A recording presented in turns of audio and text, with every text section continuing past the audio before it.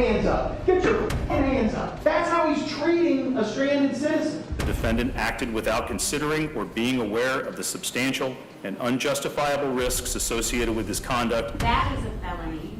It is punishable by up to 15 years. These are the moments when cops got owned in the courtroom for their horrible moral compass, especially when one officer got slammed for fulfilling his own sick desires.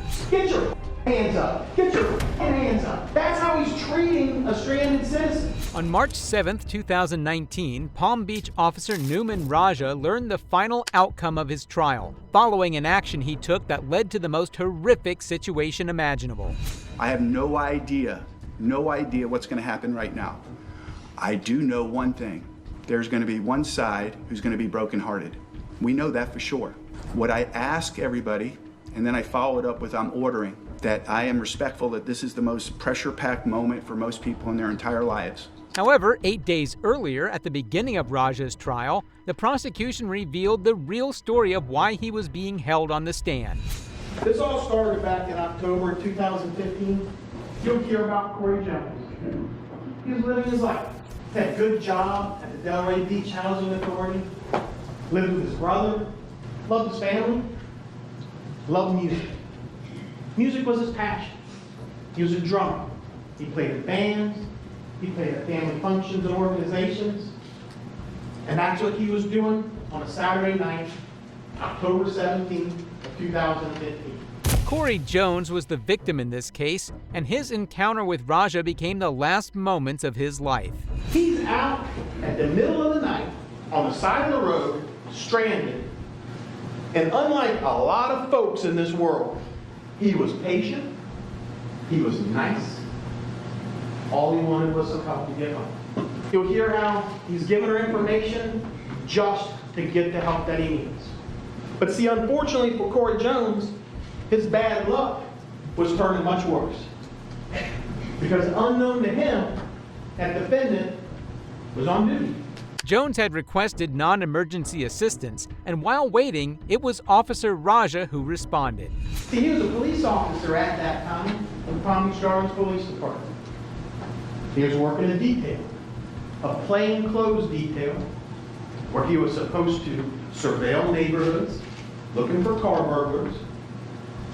And if he saw anything, he's supposed to call up marked units to come and take care of the issue.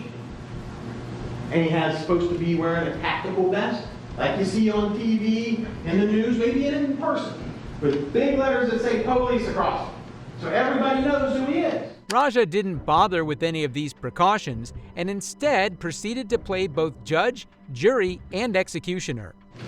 And instead of doing what everybody would expect a law enforcement officer to do when they're approaching a stranded, potentially abandoned, but at least a vehicle that's stranded on the side of the road, that defendant did everything wrong.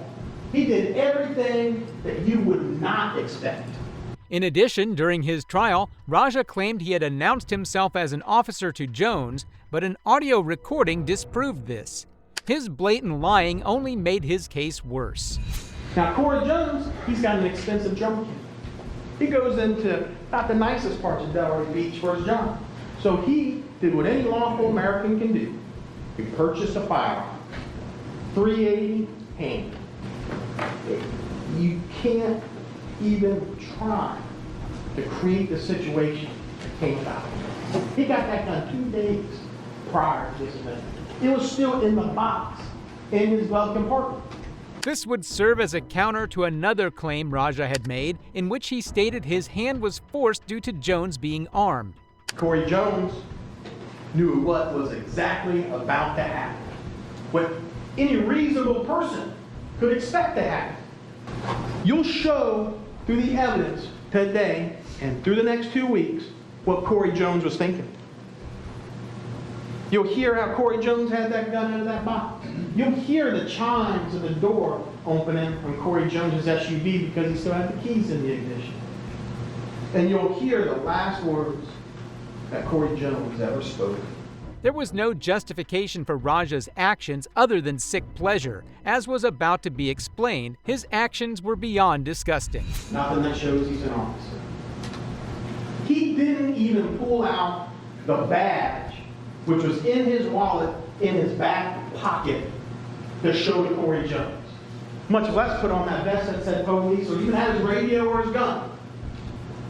There's no verbal identification that you're going to hear on that recording of when Corey Jones was talking to that sales representative that had to sit there and witness this horrific event unfold. Given how severe Raja's actions were made out to be, the reality of the situation fully merited this reaction by the prosecutor.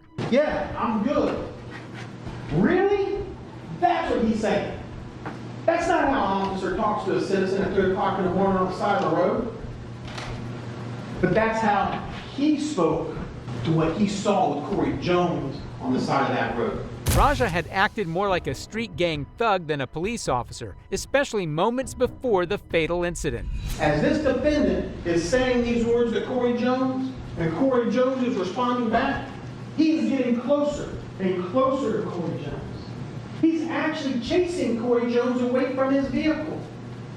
Corey's already retreating back out of his doorway to the back of his vehicle. A citizen that's stranded on the side of the road, already being chased from his vehicle. To imagine that Raja didn't stop to think for one moment before he profiled Jones is horrifying considering what happened next. Get your hands up. Get your hands up. That's what he's screaming. That's how he's treating a stranded citizen. And what does Corey say? He doesn't respond in kind with profanity. He says, hold on, hold on. Once again, get your effing hands up. Drop. 3 shots. Nothing about this was warranted except for Raja's desire to murder a man in cold blood, something which the jury certainly wasn't letting him get away with. It got thrust upon him by the person that was supposed to be caring for his safety. He made a decision to shoot first and ask questions later. And one of the few people that should have unquestionably been there to assist him on the side of that road did exactly the opposite. Instead of being Corey Jones' saving grace, he was his angel of death. Raja represents everything that is wrong with the police department these days, allowing absolute psychopaths to have positions of authority. But see, this isn't the end of the story. Because now Corey Jones is running for his life. He is running for the cover of darkness. He's thrown down the gun already that he had in his hand that was meant to protect him. 10 seconds between the third and the fourth shot. 10 seconds for a young man running for the cover of darkness. 10 seconds for that defendant right there to finally do what he is supposed to do as a law enforcement officer. But that's not what the evidence is going to show he did. The evidence would point to how this was in no way some accident or case of incompetence, but something much worse. It's going to show his recklessness. His absolute reckless behavior from the start is now changing. It's evolving. It's now becoming a premeditated intent to kill. That 10 seconds was the time that he was able to reflect and consider what he was doing with that firearm in his hand. Officer Raja had planned this from the start, but didn't do a good job of hiding his tracks. That is no longer just in the heat of the moment. That is now premeditated intent with one specific desire, and that was to kill Corey Jones. He fired those last 3 shots at 1 second intervals each. Control. Boom. Boom. Boom. Not fast, but controlled. This was psychopathic level behavior, but unfortunately, this was not the only appalling thing Raja did. He waits over 30 seconds. 30 seconds to call 911. And why was he calling 911? Because he didn't have his radio on him like he's supposed to. He had to use his own phone to call 911, and he waited 30 seconds to call. What would a normal person do if they even accidentally hurt someone? They'd help them. But what did Raja do? Before getting much needed assistance, if he was truly in fear of his life, well, he needs to call the cavalry. 30 seconds. Doing what? Letting Corey Jones die. And how is he going to act? This might be the only place where the prosecution might have been wrong. It may be likely this wasn't Raja's first time doing this. With great power comes great responsibility. Law enforcement officers undoubtedly possess great power, great capacity for good, but that necessarily equals great responsibility in the way that those powers are used. They don't have a right to kill anybody without absolute necessity. Raja may not have killed Jones over any sentimental or anger issues, but by simply not caring, as the prosecution clarified. And he's going to explain to you, the judge will tell you what culpable negligence means. He's going to say it means a course of conduct showing a reckless disregard for human life or the safety of other persons exposed to its dangerous effects of conscious indifference to the consequences. I couldn't have thought up better words to explain exactly what he did. But the situation goes even deeper, with the suggestion that Raja may have planned this murder from the start. He was reckless from the start. He created the situation, and the evidence is going to show you that he could have only expected one result, the death of Corey Jones. But see, he doesn't get a free pass under the law for those last 3 shots. The last 3 shots that he waited 10 seconds to deliver, and took 1 second intervals in between each one. The law doesn't give him a free pass for those shots. But even more horrific than this was the exact details of where the bullets hit Jones. Corey was shot through the heart. He actually had his heart destroyed by that bullet, which is horrifically symbolic, saying that this young man lost his life because he lost his heart. You're going to hear a medical examiner come up here, forensic pathologist, and explain to you all the injuries that Corey Jones sustained. He was shot in the back of the arm, the back of this arm, on the right side of the upper arm, and went through right out. He was shot in the right side of his chest, and that bullet ripped through his body, destroyed his aorta, and lodged into his left shoulder.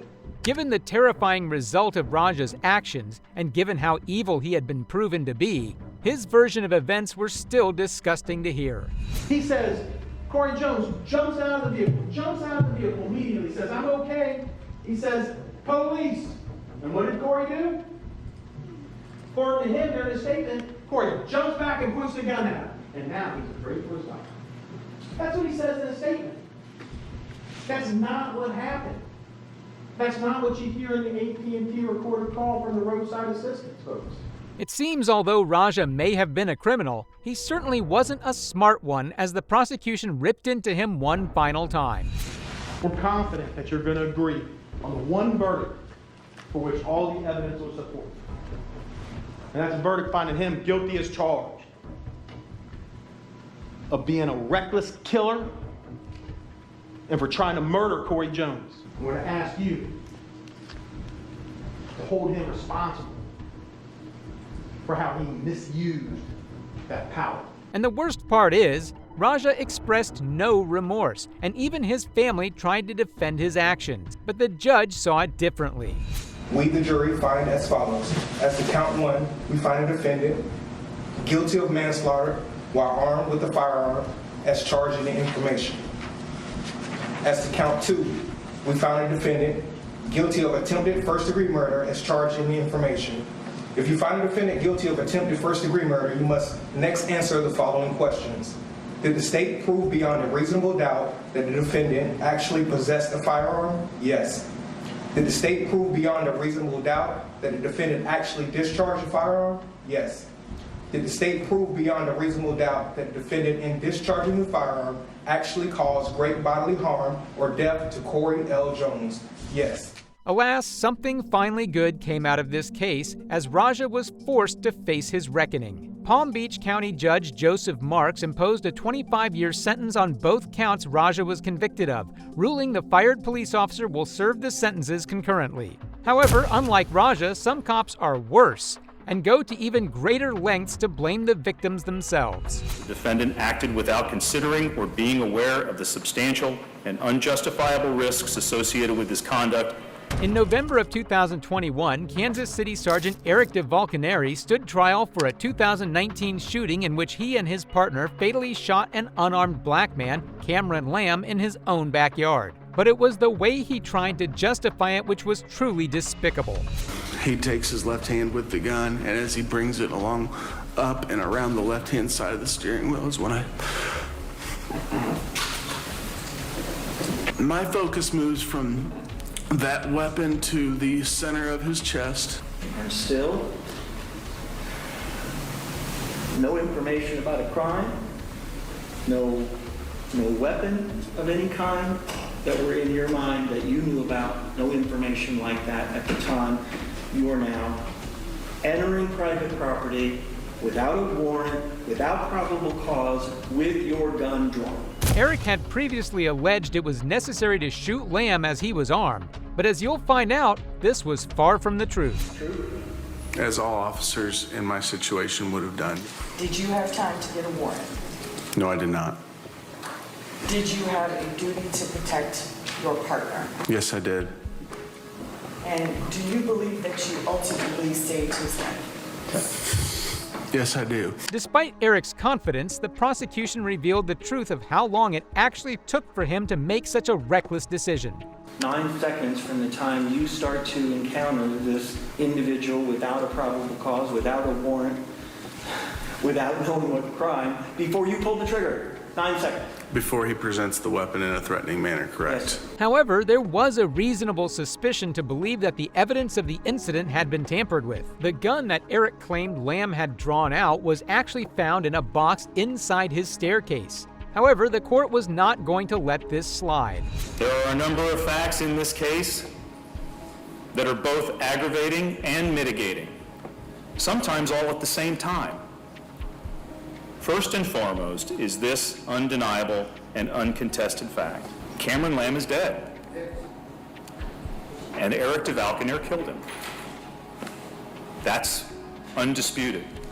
Cameron Lamb was by all accounts a helpful and loving son, brother, father, and friend. It is also undisputed that murdering someone without any suspicion of a crime occurring is the height of evil, and the judge's decision reflected this. Have described him as funny, caring, giving. Miss Gray called him a protector, a jokester, and my favorite of all the ones that I read, not a saint, but our angel. Cameron Lamb's death leaves an irreparable and unfillable void in the lives of his family and his friends, and also in our community. Given the severity of his crime, you would assume Sergeant Eric had a good reason for his actions, but this couldn't be further from the truth. It can't be overlooked that the events of December 3rd of 2019 were initially set into motion by Cameron Lamb and his decision to chase his girlfriend through city streets at dangerously high speeds, putting motorists and other members of the public at risk. However, those events tragically concluded with the actions of Troy Schwam and the defendant pulling up to defendant's house, Sergeant Schwam pulling into the driveway, immediately getting out with his weapon drawn, rapidly moving into the backyard, carport, garage area of the house, and defendant doing the same. Despite Lamb having broken the law, a traffic incident did not warrant the dangerous precautions taken by Eric, and especially not what he did next. Both without taking a breath, without pausing for the briefest of moments to consider where they were going, what they would find when they got back there, whether they were acting lawfully in doing so, and whether there might be some other safer option, without so much as a, "Hey Troy, wait." At any point, Sergeant Schwam and the defendant could have done this. You'd think driving recklessly was still a sign of an unstable person. However, the judge revealed something that made Eric's actions even worse. He did this when at some point, while he was chasing his girlfriend, he decided to discontinue the chase and to go home. The video from the helicopter shows this decision, shows how it played out. Cameron Lamb is not racing through the streets of his neighborhood at this point. He's not driving through yards to get away from anyone. He does not abandon the truck and let it roll into someone's yard. while he flees on foot. Rather, he simply pulls into the driveway of his home, pulls around back, puts the vehicle into reverse, and slowly begins backing it down the driveway, under the carport, and into his garage.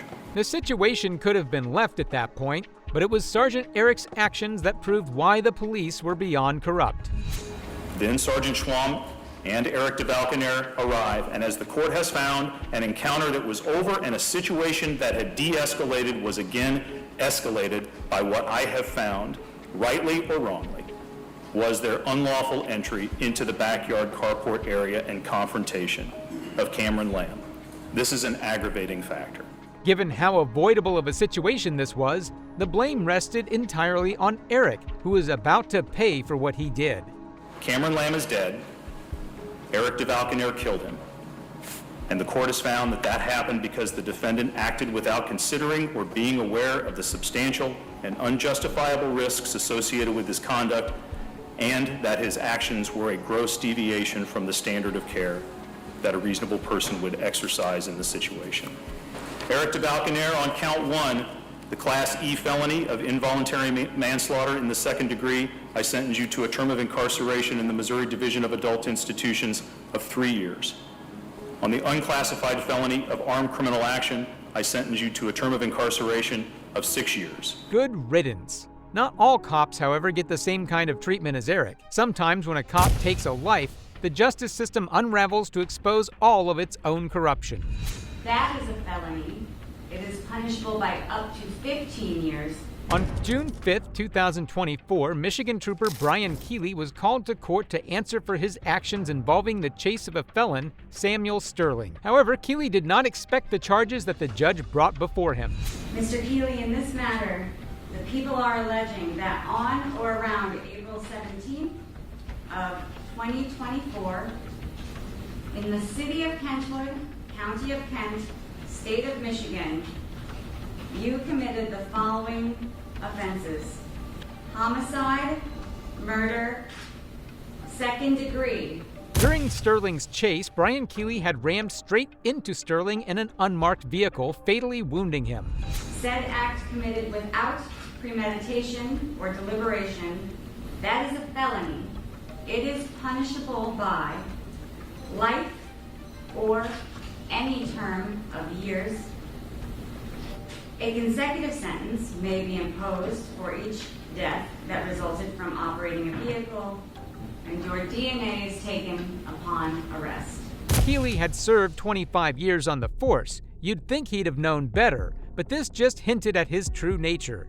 They also allege count 2, homicide, manslaughter, involuntary, in that you did cause the death of Samuel DeJohn Cornelius Sterling by committing the following act or acts in a grossly negligent manner.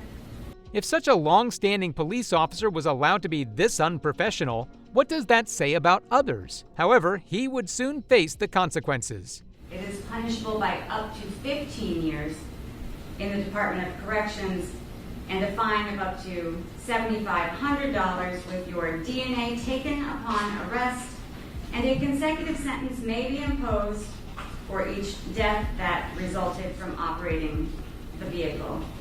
This was much less than what someone like Keeley deserved, yet he still had the audacity to do the following.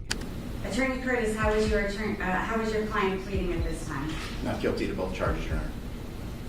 The court will enter not guilty pleas in each of these counts, and we will schedule a probable cause conference and a preliminary examination. The purpose of those hearings is for the people to prove that there is probable cause to believe the felony offenses were committed and that you are the individual who committed them. As if it couldn't get any worse, his denial of the severity of his own actions is what would take the case. Bond, Your Honor. Mr. Detective Sergeant Keeley turned himself in and has been cooperating with the investigation and also has been in contact with me almost on a daily basis. I have no concern that he is a flight risk. He is not. He's going to stand for the court and confront the charges. We're not concerned about him leaving the area. We're not concerned about him being a danger to the public, as in the fact that he was in the lawful performance of his duties. Keep in mind, Keeley did this with his own vehicle, not a squad car. But what is revealed next is truly what sealed his corrupt character. He isn't currently working as a trooper or Michigan State Police at this point, so there isn't any concern of him being a danger further to the public as to the operation. He has an exemplary career as a trooper with the Michigan State Police. I'd ask the court to consider at least imposing a PR bond. I think that him being incarcerated would limit our ability to prepare for preliminary examination in this matter. Keeley is defended similarly to rich brats who are forgiven for being good kids, and unfortunately, it begins to work. You're telling me that there are no prior instances of this nature in his history? No, I've reviewed his personnel file, Your Honor. I've talked to, he is a man of faith, attends church regularly, and he is not a person that I am concerned that is not going to appear or is a danger to anyone. Little to no criminal record, and certainly nothing that leads me to believe that there is a risk to public safety that is representative of the conduct alleged in this matter. I do agree. Taking the law into your own hands and taking someone's life should be cause for concern, especially with the way Keeley himself would try to dodge accountability. I understand he is suspended from his duties at this time. Filed for his retirement. The Michigan State Police have released to the media that he has retired from the department, but he was suspended without pay up until the Michigan State Police made that announcement to the media. The fact the state approved his retirement as well, he'll still receive retirement pensions. Truly despicable. That's all for today. Let me know in the comments below which case was your favorite. If you enjoyed the video, make sure to drop a like and comment your thoughts below. What these cops did was truly despicable. However, this was child's play compared to what these cops got into in this video here, as they got into a wild manhunt for a prolific mass shooter.